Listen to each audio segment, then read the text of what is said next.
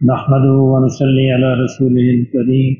اما بعد فاعوذ بالله من الشيطان الرجيم بسم الله الرحمن الرحيم ولو ارادوا الخروج لاعدوا له عدة لو خرجوا فيكم ما زادوكم الا خبالا ولا اوضعوا خلالكم يبغونكم الفتنة وفيكم سماعون لهم والله عليم بالظالمين لقد ابتغوا الفتنة من قبل وقلبوا لك الأمور حتى جاء الحق وظهر أمر الله وهم كارهون ومنهم من يقول ائذن لي ولا تفتني ألا في الفتنة سقطوا وإن جهنم لمحيط بالكافرين إن تصبك حسنة تسوهم وإن تصبك مصيبة يقولوا قد أخذنا أمرنا من قبل وَيَتَوَلَّوْا وَهُمْ فَرِحُونَ قُلْ لَنْ يُصِيبَنَا إِلَّا مَا كَتَبَ اللَّهُ لَنَا هُوَ مَوْلَانَا وَعَلَى اللَّهِ فَلْيَتَوَكَّلِ الْمُؤْمِنُونَ قُلْ هَلْ تَرَبَّصُونَ بِنَا إِلَّا إِحْدَى الْحُسْنَيَيْنِ وَنَحْنُ نَتَرَبَّصُ بِكُمْ أَنْ يُصِيبَكُمُ اللَّهُ بِعَذَابٍ مِنْ عِنْدِهِ أَوْ بِأَيْدِينَا فَتَرَبَّصُوا إِنَّا مَعَكُمْ مُتَرَبِّصُونَ صدق اللہ العظیم۔ ہم نے دیکھا کہ غزوہ تبوک اور منافقین کے بارے میں بات چل رہی ہے۔ جب بھی کوئی تحریک، کوئی مشن، کوئی مقصد، کوئی دعوت کا آغاز ہوتا ہے، شروع ہوتی ہے، اس کے بارے میں دو تین طرح کے رویے پیدا ہوتے ہیں۔ کچھ لوگ تو اس کو دل و جان کے ساتھ قبول کر لیتے ہیں اور وہ آگے بڑھتے ہیں، سابقون الاولون ہو جاتے ہیں، نیکی میں، سبقت میں آگے بڑھنے والے ہوتے ہیں۔ کچھ لوگ شک کے اندر مبتلا ہو جاتے ہیں کہ پتہ نہیں صحیح ہے، غلط ہے۔ اچھا، اس طرح کے لوگ بھی اگر اپنے شک کے اندر سچے ہیں، تحقیق کریں تو وہ بھی بالآخر اس دعوت کو قبول کر لیتے ہیں۔ اور کچھ لوگ جو ہوتے ہیں وہ غیر جانبدار ہو جاتے ہیں۔ جو غیر جانبدار ہوتے ہیں یہ اصل میں دشمنوں کے ساتھ ہی ہوتے ہیں۔ غیر جانبداری کا انہوں نے ویسے لبادہ اوڑا ہوتا ہے کہ ہم نہ ادھر ہیں نہ ادھر ہیں، تو وہ نہ ادھر نہ ادھر نہیں ہوتے، وہ اصل میں مخالف کیمپ کے اندر کھڑے ہوتے ہیں، اور کچھ کھل کر مخالفت میں آ جاتے ہیں۔ تو یہ بھی بڑا واضح ہوتا ہے، تو ان سے نپٹنا بھی آسان ہوتا ہے۔ لیکن ان میں سب سے خطرناک گروہ منافقین کا ہوتا ہے۔ منافقین وہ ہوتے ہیں جو بظاہر تو آپ کے ساتھ ہو جاتے ہیں لیکن اندر سے جڑیں کاٹتے ہیں۔ تو نبی صلی اللہ علیہ وسلم نے جب اس تحریک کا آغاز کیا تو مدینہ منورہ میں خاص طور پر منافقین بہت زیادہ پیدا ہوئے، تو انہوں نے ہر موقع پر اسلام کو، مسلمانوں کو، حتیٰ کہ خود نبی صلی اللہ علیہ وسلم کو نقصان پہنچانے کی کوششیں کی۔ اس پوری صورت کے اندر منافقین کا رویہ زیر بحث ہے۔ اللہ نے فرمایا کہ وَلَوْ أَرَادُوا الْخُرُوجَ، اگر وہ آپ کے ساتھ نکلنے کا ارادہ بھی کرتے، یعنی غزوہ تبوک کی بات ہو رہی ہے۔ اللہ نے کہا کہ غزوہ تبوک میں سارے نکلیں، سارے کے سارے جو بھی اسلام کا دعویٰ کرتے ہیں، تو اگر وہ آپ کے ساتھ نکلنے کا ارادہ بھی کرتے، لَوْ خَرَجُوا فِيكُمْ مَا زَادُوكُمْ إِلَّا خَبَالًا، تو وہ سوائے بربادی کے، خرابی کے کچھ نہ کرتے۔ یعنی اگر آپ کے ساتھ نکل بھی جاتے وہ اس سے، تو راستے میں سکینڈل پھیلاتے، راستے میں سازشیں کرتے، مسائل پیدا کرتے، خرابی پیدا کرتے۔ وَلَا أَوْضَعُوا خِلَالَكُمْ يَبْغُونَكُمُ الْفِتْنَةَ، اور وہ دوڑتے پھرتے آپ کے درمیان فتنہ پیدا کرنے کے لیے، یعنی بظاہر آپ کے ساتھ چل پڑتے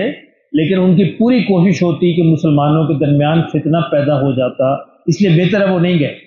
یہ نبی صلی اللہ علیہ وسلم کو تسلی دی جا رہی ہے کہ وہ بہتر ہے وہ آپ کے ساتھ نہیں گئے، جاتے بھی تو وہ فتنہ پیدا کرتے۔ وَفِيكُمْ سَمَّاعُونَ لَهُمْ، اور فرمایا کہ آپ کے اندر بھی کچھ ایسے لوگ ہیں جو ان کی باتیں غور سے سنتے ہیں، یعنی کچھ کمزور دل کے لوگ تھے، کمزور مسلمان تھے، ان کو اپنی باتوں میں وہ لے آتے، تو ظاہر ہے وہ اگر ان کا اعلیٰ کار بنتے تو وہ بھی نقصان ہوتا۔ وَاللَّهُ عَلِيمٌ بِالظَّالِمِينَ، فرمایا اللہ اس طرح کے ظلم کرنے والوں کو خوب جانتا ہے۔ لَقَدِ ابْتَغُوا الْفِتْنَةَ مِنْ قَبْلُ، فرمایا یہ ان کا آج کا وتیرہ نہیں ہے، اس سے پہلے بھی یہ فتنہ پیدا کرنے کی کوشش ایسے ہی کر چکے ہیں۔ غزوہ احد کے اندر بڑا مشہور واقعہ ہے کہ غزوہ احد کے اندر عبداللہ ابن ابی جو مشہور منافق تھا، اپنے 300 لوگوں کو ساتھ لے کے نکلا۔ اس سے اندازہ فرمایا کہ مدینہ میں کتنے منافق تھے، 300 لوگ تو اس وقت ساتھ تھے، اور وہ درمیان سے پھر لوٹ آیا مسلمانوں کو کہ حضور نے، آپ نے میری بات نہیں مانی، یعنی مسلمانوں کے لشکر کو دھوکہ دینے کے لیے، ان کی ہمت کو کم کرنے کے لیے درمیان سے لوٹ آیا۔ تو اللہ نے فرمایا کہ اس سے پہلے بھی یہ اس طرح کا کام کر چکے ہیں۔ وَقَلَّبُوا لَكَ الْأُمُورَ، اور آپ کے لیے یہ تدبیریں کر چکے ہیں، آپ کے خلاف تدبیریں کر چکے ہیں، حَتَّى جَاءَ الْحَقُّ، یہاں تک کہ اللہ نے حق کو واضح فرمایا، وَظَهَرَ أَمْرُ اللَّهِ، اور اللہ کا امر، اللہ کا حکم جو ہے وہ بھی واضح ہوا، وَهُمْ كَارِهُونَ، اگرچہ یہ ناپسند کرتے تھے، یعنی اللہ نے ان کی تدبیروں کو ناکام کیا اور اللہ نے حق کو واضح کیا۔ وَمِنْهُمْ مَن يَقُولُ اُذِن لِّي، اچھا اب ان کے درمیان ایک گروہ اور تھا، وہ بڑا عجیب و غریب گروہ تھا، وہ کیا کرتا، فرمایا ان کے درمیان ایسے لوگ بھی ہیں جو کہتے ہیں اِذِن لِّی، کہ ہمیں آپ اجازت دے دیں نہ جانے کی، وَلَا تَفْتِنِی، تاکہ ہم فتنے کے اندر مبتلا نہ ہوں۔ اچھا یہ گروہ بڑا عجیب و غریب گروہ تھا۔ ایک گروہ کیا کہتا تھا، نبی صلی اللہ علیہ وسلم کے پاس آتے اور ان کو آج کہتے جی کہ ہمیں آپ غزوہ تبوک میں ساتھ لے کے نہ جائیں۔ کیوں نہ لے کے جائیں؟ کیونکہ روم کی عورتیں بڑی خوبصورت ہوتی ہیں، روم کی عورتیں آئیں گی تو کہیں ہم ان کے حسن کے اندر مبتلا نہ ہو جائیں، کہیں ہم فتنے کے اندر مبتلا نہ ہو جائیں۔ یعنی یہ تقوی کا لبادہ اوڑے ہوئے تھے، یعنی بظاہر لوگوں کو شو کر رہے تھے ہم بڑے متقی ہیں، بڑے پرہیزگار ہیں، وہاں ہمیں عورتیں نظر آئیں گی، ایسا نہ ہو ہم ان کی طرح مائل ہو جائیں۔ اس بہانے نبی صلی اللہ علیہ وسلم سے کہتے تھے کہ آپ ہمیں نہ جائیں، ہم فتنے کے اندر مبتلا ہو جائیں۔ تو دیکھیں اس طرح کے ہر زمانے میں لوگ پائے جاتے ہیں۔ خود مجھے ایسے لوگ ملے ہیں جو کہتے ہیں جی ہم جماعت سے نماز نہیں پڑھتے، اس لیے نہیں پڑھتے کہ کہیں ریاکاری نہ ہو۔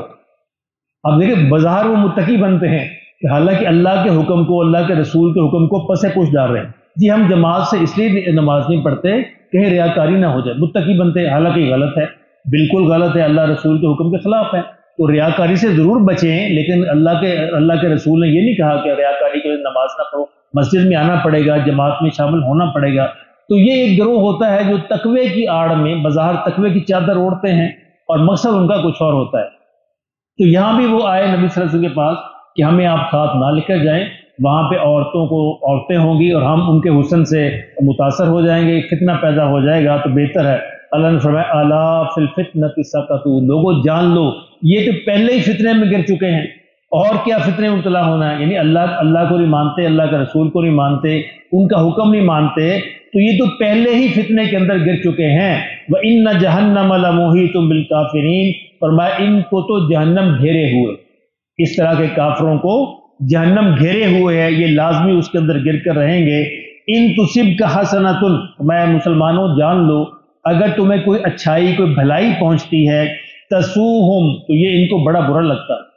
یہ منافقین کا رویہ ہوتا ہے، کسی کو کوئی بھلائی پہنچے تو وہ ان کو برا لگتا ہے۔ وَإِن تُصِبْكَ مُصِیبَةٌ، اور اگر تمہیں کوئی مصیبت پہنچتی ہے، یقولوا قد اخذنا امرنا من قبل، تو یہ کہتے ہیں ہم نے تو پہلے ہی بتا دیا تھا ایسا ہوگا۔ یعنی غزوہ احد کے اندر جب 70 مسلمان شہید ہوئے تو یہ باتیں کرنے لگے کہ ہم نے تو پہلے ہی کہا تھا نہ جاؤ مارے جاؤ گے، تو یہ ہماری بات اگر مانتے تو نہ مارے جاتے۔ وَيَتَوَلَّوْا وَهُمْ فَرِحُونَ، فرمایا پھر اس طرح کی باتیں کر کے یہ پیچھے مڑتے ہیں اور بڑے خوش ہوتے ہیں، بڑے خوش ہوتے ہیں کہ یہ ہماری بات مانتے تو مارے نہ جاتے، ہماری بات مانتے تو یہ ناکام نہ ہوتے۔ اللہ نے فرمایا ان سے تم کہہ دو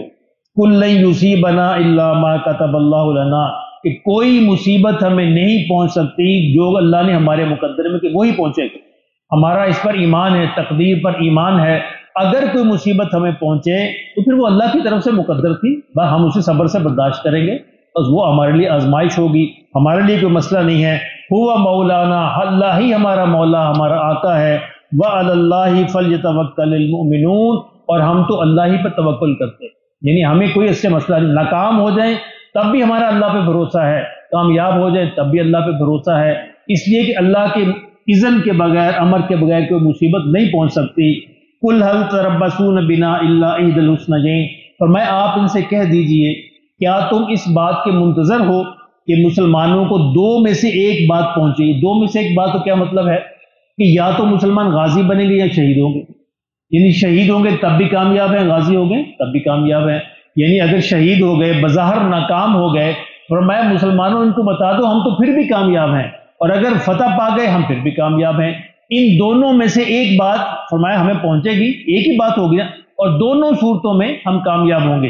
وَنَحْنُ نَتَرَبَّصُ بِكُمْ، فرمایا ان کو بتا دو جس طرح تم منتظر ہو اس طرح ہم بھی منتظر ہیں تمہارے لیے، اَن يُصِيبَكُمُ اللَّهُ بِعَذَابٍ، کہ یا تو اللہ تم پر عذاب نازل فرما دے، من عنده اپنی طرف سے، او بِأَيْدِينَا، یا ہمارے ہاتھوں سے سزا دے۔ یعنی رسول کے جو ماننے والے ہوتے ہیں ان کو دو طرح سے عذاب آتا ہے، یا تو اللہ براہ راست عذاب نازل فرماتے ہیں جس طرح پچھلی قوموں پر آیا، اور یا پھر اللہ رسول کے ماننے والوں کے ذریعے سے جو منکرین ہیں ان کو مرواتے ہیں، ختم کرتے ہیں، ناکام کرتے ہیں۔ فرمایا تو ان کو بتا دو کہ جس طرح تم منتظر ہو ہمارے لیے دو باتوں کے کہ یا یہ فتح ہوگی یا ناکامی ہوگی، تو ہمارے لیے تو دونوں قبول ہیں، فتح میں بھی ہم کامیاب ہیں، ناکامی میں بھی ہم کامیاب ہیں، لیکن ہم بھی تمہارے لیے منتظر ہیں اللہ کی طرف سے عذاب کے، یا تو وہ اللہ کی طرف سے آئے گا براہ راست اور یا پھر ہمارے ہاتھوں سے آئے گا۔ فتربصوا، فرمایا کہ پھر انتظار کرو، ان معکم متربصون، ہم بھی تمہارے ساتھ اس بات کے منتظر ہیں۔ اب دیکھیں اس سے اندازہ فرمائیں کہ کتنی تفصیل کے ساتھ اللہ نے ان منافقین کے گروہ کی ایک ایک بات کو بیان کیا۔ اس سے اندازہ ہوتا ہے کسی بھی معاشرے کے اندر، کسی بھی سوسائٹی کے اندر، کسی بھی تنظیم کے اندر، کسی بھی جماعت کے اندر، کسی بھی مشن کے اندر سب سے خطرناک گروہ یہ ہوتا ہے۔ ان کا پہچاننا اور ان سے بچنا بہت ضروری ہوتا ہے۔ اچھا، گھروں کے اندر بھی ایسا ہوتا ہے، رشتوں کے اندر بھی ایسا ہی ہوتا ہے، دوستوں کے اندر بھی ایسا ہوتا ہے، اس لیے ان سے بچنا بہت ضروری ہے، کیونکہ یہ ہمیشہ یعنی پیچھے رہ کر یہ کوشش کرتے ہیں کہ جڑیں کاٹے۔ تو اللہ ہم سب کو اپنی حفاظت میں رکھے۔